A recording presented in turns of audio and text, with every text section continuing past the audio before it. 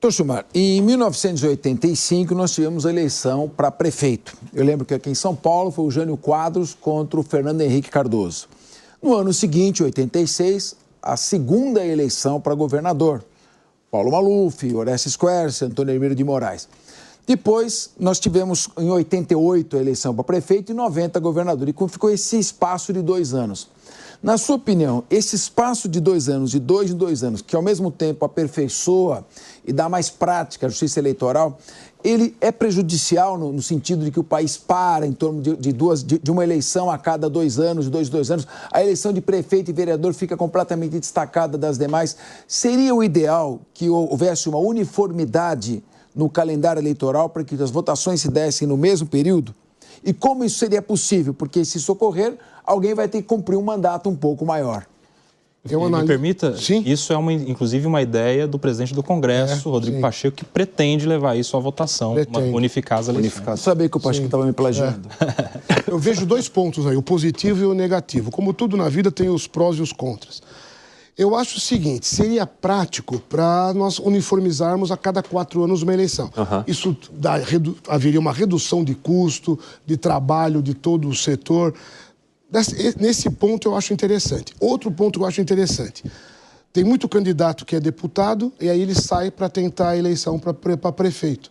Né? E fica 2 anos e sai. Então, se houvesse uma uniformização, não haveria esse caso de deputado que tenta ser prefeito, depois do prefeito que quer virar deputado ou governador, ficaria mais estável. Agora, eu vejo do lado de vista do eleitor.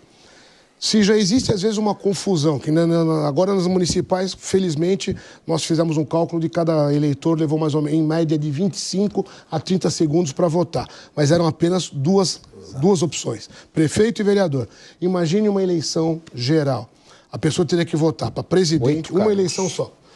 8 cargos, já fez a conta. Acabei de fazer. Então não preciso fazer, pronto. Já mas é uma confusão que seria... Imagine para o eleitor, né, nós orientamos a não pegar o tal do santinho, mas levar uma colinha com... Por isso que eu disse agora há pouco que não é mais necessário ter essa distribuição de papel. O eleitor, ele sai de casa com o nome das pessoas. Né? Agora, imagina aquele eleitor o idoso, que vai chegar lá na cabine, ele tem que, mesmo com aquela colinha, ele tem que registrar o seu voto 8 vezes. Isso vai gerar fila, vai gerar insatisfação. Olha, é a justiça que não funciona, filas enormes.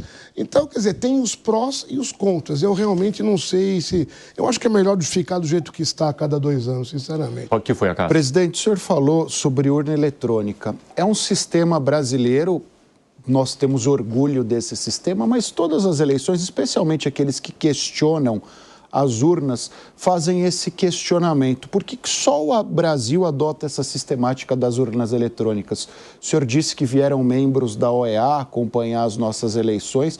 Por que outros países acabam não adotando esse mesmo sistema? Tá. Bom, primeiro, não somos só nós que usamos. Nós temos 23 países, pelo menos, que usam esse sistema eletrônico. Só muda algumas nuances, né? Algum tipo, com impressão, sem impressão, enfim. Então, são, pelo menos, pelo que eu vi nas últimas pesquisas, são 23 países que adotam. Eu vou te dar uma resposta que não é minha, mas depois eu acabei comprovando. Eu vou dar autoria. A autoria é do desembargador Valdir Noevo Campos, que ele já foi presidente do tribunal e uma vez... desembargador. Um grande desembargador, foi presidente do tribunal e uma vez, conversando com um juiz alemão, ele falou, escuta, por que na Alemanha não tem a urna eletrônica? Ele falou o seguinte, não precisamos porque aqui nós não temos fraude. Então não se passa na cabeça de um alemão que ele vai fraudar. Então, um mecanismo de defesa da fraude, né? Não é? E aí depois, eu realmente estudando, eu fui corregedor, eu fui presidente do Colégio de Corregedores também, dos tribunais eleitorais. E num congresso dos corregedores, tinha um juiz de um estado do Nordeste, que eu não vou lembrar nem que estado, nem o nome do colega, mas ele estava fazendo pós-graduação, doutorado lá na Alemanha. E aí eu perguntei para ele, escuta, como é que é o sistema eleitoral lá? Não tem sistema eleitoral. O alemão vota, não tem nenhuma fraude. Nós temos país, acho que, não sei se é Eslovênia, não é Eslovênia, é um país da Europa onde a eleição é por internet. Coisa que para nós aqui ainda não conseguimos chegar nesse nesse estágio, mas pode ser que no futuro a gente possa até votar... Se não me engano, facultativo também. Facultativo, né? Bom, a gente está caminhando aí para menos de 10 minutos, mas dá tempo de fazer mais um giro rápido aqui. E, presidente, o senhor falou sobre a questão de se rastrear o dinheiro hoje que é usado em campanhas a partir do fundo eleitoral e dessa distribuição.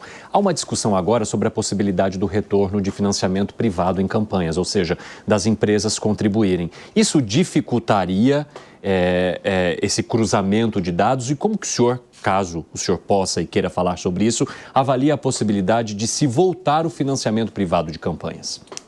Parece que você adivinhou meu pensamento, que eu sou favorável ao financiamento privado. Eu acho que... Por quê? Existem duas correntes Existem, de novo, prós e os contras. Financiamento público, a ideia é equilibrar...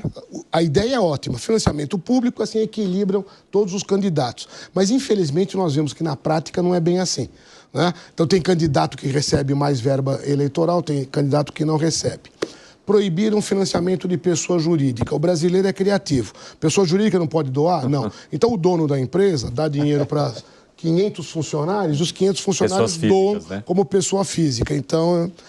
pelo financiamento público, aquele que não vai ter aquela contraprestação. Uma pessoa jurídica que doou, depois não vai cobrar a fatura, não vai pedir algum benefício. Isso não pode acontecer no financiamento privado? Também pode acontecer no privado e a verba pública, ela é usada, se em vez de usar para campanha pública, isso poderia gerar quantos benefícios para a sociedade? Construção de escolas, de creches, de hospitais. Eu acho que o financiamento deveria ser privado e nós temos que ter fiscalização. A fiscalização é boa. Nós temos isso não atrapalharia o cruzamento de dados por serem várias fontes diferentes, por exemplo? Eu acredito que não. Porque nós temos, como eu disse no início, nós temos como fiscalizar. Nós temos cruzamento de dados. Uma coisa que a gente descobre muito é a tal do Caixa 2. Alguém vai, isso, Caixa 2 é a verba não contabilizada. A verba não contabilizada é um eufemismo para o Caixa 2. A gente consegue, fazendo cruzamento de informações, descobrir. Então, se ninguém pede para ninguém ser candidato. Se você quer ser candidato, você primeiro tem que ir para um partido político que vai analisar se você merece, vai te dar a candidatura e você corre atrás do seu financiamento. Pede para pessoas doarem para você. Pessoa jurídica poderia doar? Eu não vejo problema, porque se a pessoa jurídica depois quiser algum benefício, a gente tem como tentar coibir isso através também da fiscalização.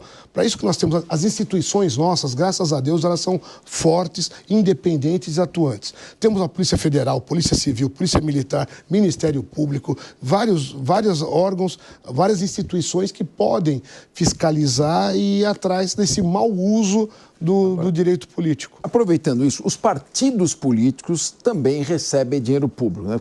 Queria te parabenizar pela posição contra o financiamento público de campanha. Dinheiro público não é para pagar a campanha de candidato. Agora, e os partidos? A gente vê até briga de candidato a presidente de partido, um põe fogo na casa do outro, tenta se pegar. Porque, como é que é feita a fiscalização dessa verba? É uma verba pública também e muitas vezes ela é usada, o sistema de controle quanto ao mérito de como isso é gasto, é muito difícil, muito falho. Como é que o senhor vê essa questão do dinheiro público para pagar partido, jatinho para presidente de partido se deslocar daqui e dali e outras contratações suspeitas que não tem licitação, ele escolhe quem ele quer, enfim, tem a famosa rachadinha que muitas vezes ocorre. Dentro do partido, eu estou falando, não é nem gabinete de deputado. Qual a sua avaliação sobre isso? Posso aproveitar? Sim. As candidaturas independentes seriam uma parte da solução disso, no seu entendimento? Eu não parei para pensar na candidatura independente, mas poderia ser uma solução. Primeiro que o Tribunal Eleitoral e depois com recurso para o TSE, a gente analisa as contas do partido. Então, assim como o candidato tem que prestar contas, o partido também. Agora, existem alguns exemplos que são absurdos, como você falou. Teve partido que comprou jato, comprou avião para poder deslocar, mas isso é finalidade do partido? Qual é a finalidade? Não, é para poder facilitar a vida do dirigente. Então, a sua pergunta volta àquilo que eu disse bem no início. Eu acho que tem muito partido. Para que tanto partido? O partido acaba, infelizmente, dando a legenda para quem quiser, né, para não dizer que ele pode eventualmente comercializar a legenda.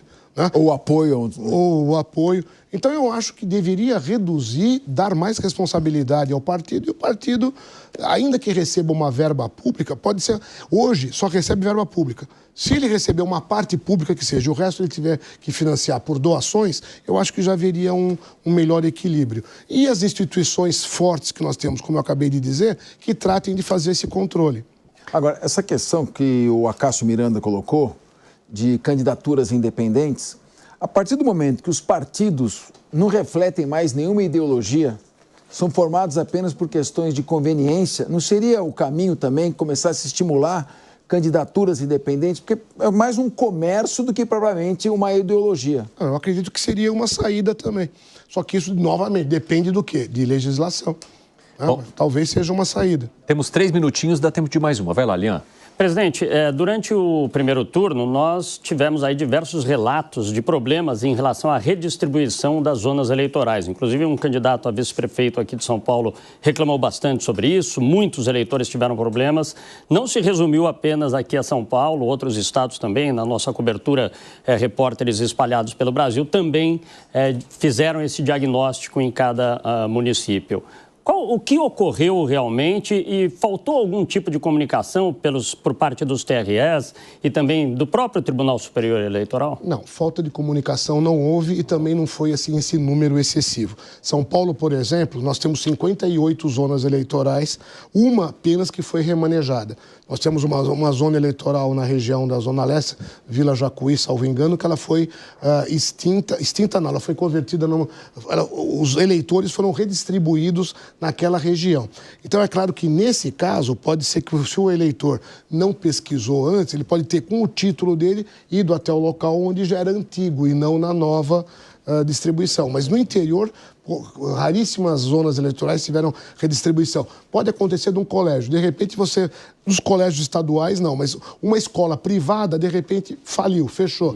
Óbvio que nós teremos que readequar, transferir os eleitores, aquele colégio eleitoral, para um outro espaço. Se o eleitor ele não verificou antes, e nós sempre fazemos essa campanha vem do TRE, vem do TSE, nós pedimos sempre, eleitor, na véspera, use o e-título.